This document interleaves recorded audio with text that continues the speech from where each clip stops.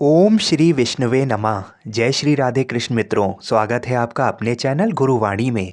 आज के इस वीडियो में हम आपको माघ मास महात्म्य के तीसरे अध्याय की कथा को सुनाएंगे। आपसे विनती है कि हमारे चैनल को अवश्य सब्सक्राइब करें, क्योंकि हमारे चैनल पर प्रतिदिन माघ मास महात्म्य की कथाओं को सुनाया जाता है और जब तक आप सभी अध्यायों को नहीं सुनेंगे तो आपको ये कथाएं अच्छे से समझ में नहीं आएंगी। तो आइए भगवान श्री लक्ष्मी नारायण जी के चरणों का ध्यान करते हुए तीसरे अध्याय की कथा को सुनते हैं। राजा दिलीप कहने लगे कि महाराज, ये पर्वत कितना ऊंचा और कितना लंबा चौड़ा है। तब वशिष्ठ जी कहने लगे कि 36 योजन ऊंचा, ऊपर चोटी से 10 योजन चौड़ा और नीचे 16 योजन चौड़ा है। 1 योजन 4 कोस का होता है। जो हरी चंदन, आम, मदार, देवदार और अर्जुन के वृक्षों से सुशोभित है। दुर्भिक्ष से दुखी होकर इस पर्वत को और फल फूलों से परिपूर्ण देखकर भृगु वहीं रहने लगे और यहाँ पर कंदराओं, वनों और उपवनों में बहुत दिनों तक तप करते रहे। इस प्रकार जब भृगु ऋषि वहां पर अपने आश्रम पर रह रहे थे तो एक विद्याधर अपनी पत्नी सहित उतरा। वे अत्यंत दुखी थे। उन्होंने भृगु ऋषि को प्रणाम किया और ऋषि ने बड़े मीठे स्वर में उनसे कहा कि हे विद्याधर, तुम बड़े दुखी दिखाई देते हो, इसका क्या कारण है।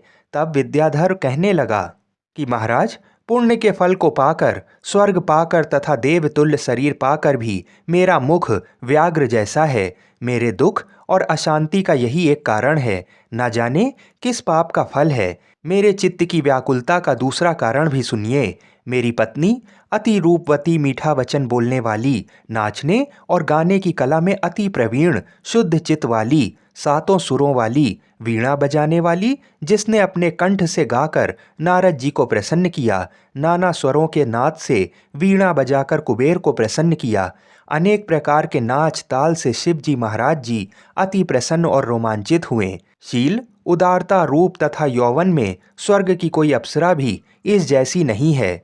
कहाँ ऐसी चंद्रमुखी स्त्री और कहाँ मैं व्याघ्र मुख वाला, यही चिंता सदैव मेरे हृदय को जलाती है। विद्याधर के ऐसे वचन सुनकर तीनों लोकों की भूत, भविष्य और वर्तमान की बात जानने वाले तथा दिव्य दृष्टि वाले ऋषि कहने लगे कि हे विद्याधर, कर्म के विचित्र फलों को प्राप्त होकर ज्ञानी पुरुष भी मोह को प्राप्त हो जाते हैं।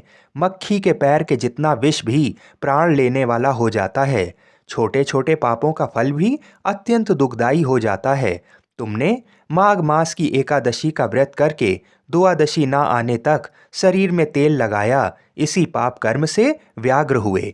एकादशी के दिन उपवास करके द्वादशी को तेल लगाने से राजा पुरुरवा ने भी कुरूप शरीर पाया था। तब वह अपने कुरूप शरीर को देखकर दुखी होकर हिमालय पर्वत पर देव सरोवर के किनारे पर गए। प्रीतिपूर्वक शुद्ध स्नान कर कुशा के आसन पर बैठकर भगवान कमल नेत्र, शंख, चक्र, गदा, पद्म के धारण करने वाले, पीताम्बर पहने, वनमाला धारण किए हुए विष्णु का चिंतन करते राजा पुरुरवा ने 3 मास तक निराहार रहकर भगवान का चिंतन किया।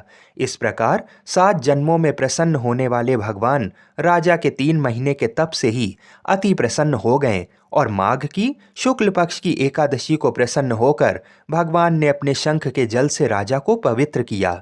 भगवान ने उसके तेल लगाने की बात याद दिलाकर सुंदर देवताओं का सा रूप दिया, जिसको देखकर उर्वशी भी उसको चाहने लगी और राजा कृत्य कृत्य होकर अपनी पुरी को चला गया। भृगु ऋषि कहने लगे कि हे विद्याधर, इसलिए तुम क्यों दुखी होते हो। यदि तुम अपना ये राक्षसी रूप छोड़ना चाहते हो तो मेरा कहना मानकर जल्द ही पापों को नष्ट करने वाली हेमकूट नदी में माघ में स्नान करो, जहाँ पर ऋषि सिद्ध देवता निवास करते हैं। अब मैं इसकी विधि बतलाता हूँ। तुम्हारे भाग्य से माघ मास आज से 5वें दिन ही आने वाला है। पौष शुक्ल एकादशी से इस व्रत को आरंभ करो। भूमि पर सोना, जितेंद्रिय रहकर दिन में 3 समय स्नान करके महीना भर निराहार रहो। सब भोगों को त्याग कर तीनों समय भगवान विष्णु का पूजन करो। जब तुम द्वादशी को शिवजी स्तोत्र और मंत्रों से पूजन करोगे तो तुम्हारा मुख देखकर सभी चकित हो जाएंगे और तुम अपनी पत्नी के साथ सुखपूर्वक क्रीड़ा करोगे।